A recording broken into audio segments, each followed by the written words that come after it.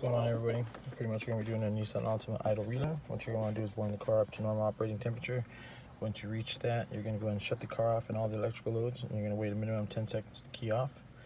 Then you're going to go ahead and turn the key on, wait 3 seconds, press the pedal 5 times before you reach 8 seconds, and at the 15-second mark, you go ahead and press and hold the pedal down until the check engine light starts to flash.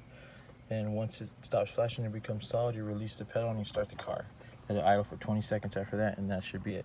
We have a little stopwatch here, so we can go ahead and monitor our time. So pretty much, let's see, here we go. We're going to go ahead and start the timer and turn the key on. 3.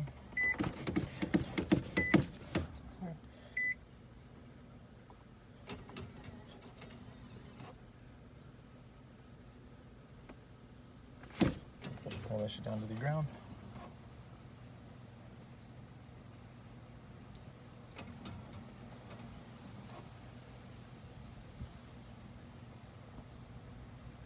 So there we go, there's our flashing light.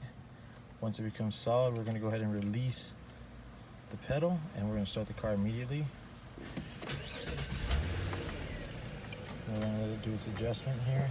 We'll have to rev it up once or twice to get it to come set all the way down. There it goes, it is definitely adjusting down. It was idling at about 1,000 earlier.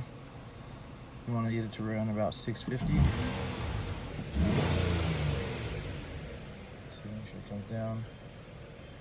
And then we just got to clear our code. It's pretty much, that's how you do a idle relearn on a Nissan Altima, Maxima, possibly Xterra, or any other Nissan vehicle that has the electronic throttle body.